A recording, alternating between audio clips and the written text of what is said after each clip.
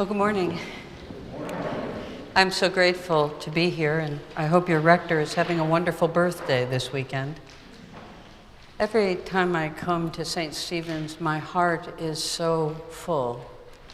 I remember days of sitting in the pews searching for God in the ministry of Lynn J. in this church, and I'm grateful. Thank you, St. Stephen's. If only you knew the gift of God and who it is that is saying to you, "Give me a drink," said Jesus. Well, this morning we're halfway through Lent as we sit in on an encounter between a very thirsty rabbi and a woman who came to draw water from Jacob's well. And it's curious, I think, that Jesus talks to this particular woman at the village well longer than he does to anyone else in any of the other four Gospels. And for us, this is much like a rotating lights around a marquee with big letters saying, "Hey, look, pay attention to this. There is something here for you." You see, Jesus saw straight to the heart of what was going on in the life of this particular woman. And while she's nameless to us, most everyone else in her town knew who she was and all the juicy details of her life. We can surmise that her life was composed of one emotional upheaval after another, with enough husbands coming and going to keep the gossips in the village busy for years. 5 husbands, a live-in lover. What happened to her husbands? Did they die? Were there divorces? What was her story? Inquiring minds still want to know. Was it her sordid, steamy kind of reputation that precluded her from coming to the village well to draw water at normal hours, like early in the morning? You know, the time when the respectable people come to the well? A few years ago, I was privileged to go to Jacob's well. The Greek Orthodox Church of St. Fotini on the west bank of the city of Nablus now covers the well where this woman drew her water. And it's a stunningly beautiful, beautiful church, breathtaking iconography of that day of encounter between Jesus and the woman. And that church has that holy, well prayed in feel to it that you know sometimes when you enter the church. You can still climb down the worn stone steps into the basement of the church, and you can still lower a bucket deep into the well, as desert travelers have done for over 4,000 years. And the water, it's very cold and it's very sweet. And standing next to Jacob's well, we read today's gospel, that long gospel. And it's easy to imagine yourselves there witnessing an encounter between a woman and Jesus. In the story John tells, every aspect of the account is laden with layers upon layer of meaning.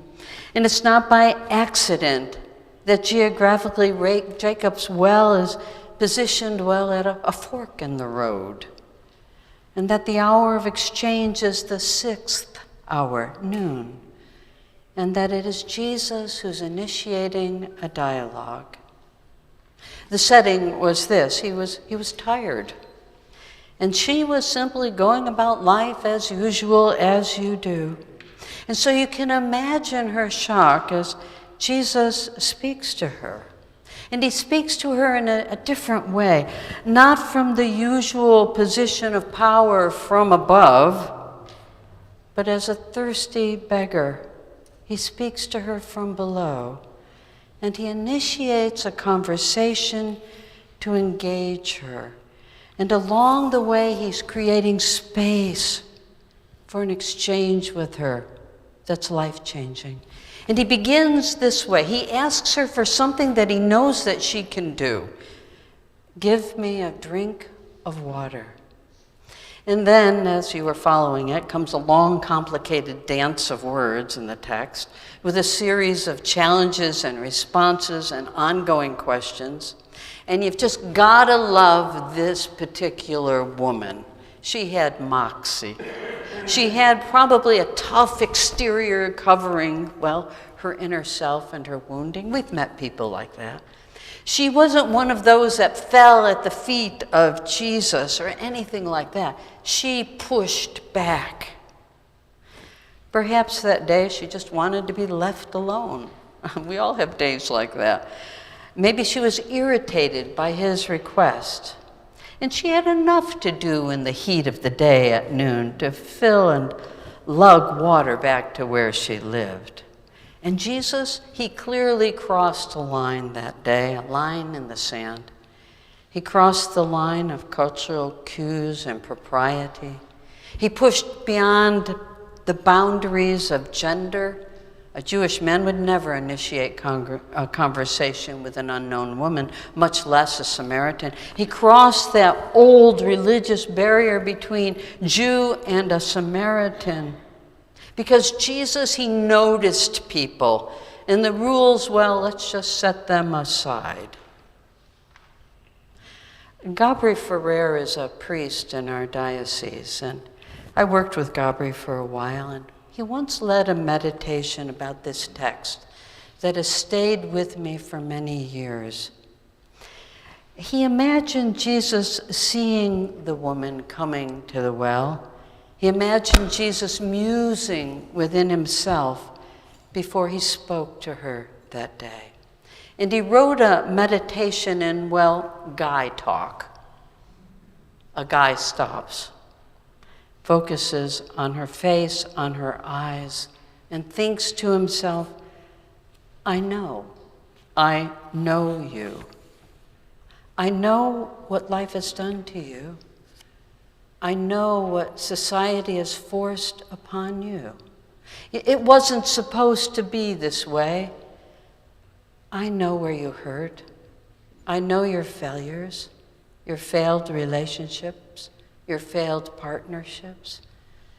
I know you have been cast off again and again and again and again and thrown away. I know where you are right now. I know that the one you are counting on to supply your needs is not worth your faith. And I know that you are settling for that because you think you have to. But I'm here to tell you that you do not. Give me a drink of water, said Jesus, and it all begins there. An encounter that would lead to her healing and a life changed. And Jesus, he told her about living water, the water that he could give her. Living not like the water you draw from the cistern on your own, with your own hard-earned grit and your own self-sufficiency. No, not that kind of water. This water is more like, well, a continually flowing fresh spring of water that bubbles up from within you. And you will never be thirsty if you have this kind of water. This is what I can give you, Jesus told her. And there it is, he had her in the palm of his hand. It was a God setup, really, for a moment of dislocation that followed. Go call your husband and come here, he tells her. And we see her trying to not reveal very much, and she tells him a half-truth. We're good at half-truths. I have no husband, she responds. But that doesn't work. The more she begins to backpedal, the more he steps forward into her space, until he names for her what he sees, the exact place of her need, her buried pain, her self-defeating shame, what she has tried to disguise and cover up for many, many years, the pretense that has not worked. You've had 5 husbands, and the one you are with is not your husband, he tells her. And there they are. There she is, standing at a crossroad with a choice about which fork in the road she's going to take. She could just ignore him, walk away, write him off as some silly Jew that tried to talk to her, or not. But there was something about him, so engaging and so accepting and so kind, that she found herself drawn increasingly to him. And so she says, I know that the Messiah is coming. I am he, said Jesus. And there they are, high noon at the village well. Both of them are able to see each other, and they're standing in a moment of truth that is filled with such amazing grace. And what is really compelling about this story in John is to notice that this woman, deeply wounded, broken, judged, scorned by so many, she is the first person that Jesus reveals his true identity to in the Gospel of John. And in revealing his identity, she was able to come to an understanding about her own. He met her gaze without judgment, without condemnation or reproach, with only a quiet remembrance of the facts of her life. And he left it up to her to come to some kind of conclusion. He did not coerce her by playing on her anxieties or force her with a heavy hand. He simply leaves it out there for her. It's up to her. With this, the pretense of shame and humiliation and the internalized ridicule and the voices of condemnation that played through her and judgment, and God knows what else that she had carried within herself over the years, it began to slip away and fall off like heavy chains to the ground. Because being known fully, with nothing hidden, could change her life. And it moved her into a new freedom. The time is coming, said Jesus. Indeed, it's already here. When true worshipers, they will worship the Father in spirit and in the truth. And this is still true for us, because worship has to do with allowing God space enough in our lives, in the truth we know about ourselves, where we have been and who we are, that we may stand before the truth of God and in the mercy of God, because God already knows who we are, where we've been, and what we want to tell half-truths about. You know, the last time we see her, she's running off to face the very people that she hid from over the years. Come and see the man who has told me everything I've ever done. Come, you've got to see him, come. And they did. And Jesus stayed with them for 2 days, changing lives. There are so many layers to this very long narrative, and we've only covered a few. But I would like you to notice this. The next time John speaks about the 6th hour, noon, it appears in chapter 19, because that's the hour that Jesus would face the cross.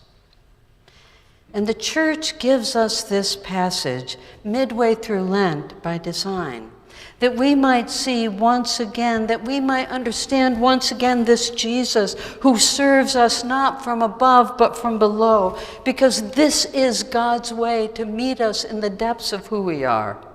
And so Jesus took on the ridicule, and he took on the humiliation, and he took on the shame.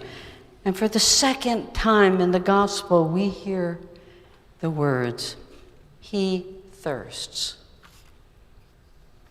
And on the cross, he nails down the fierce love and mercy and compassion of God for us, that you and I might worship God in spirit and in truth, without pretense, with honest vulnerability about our own lives.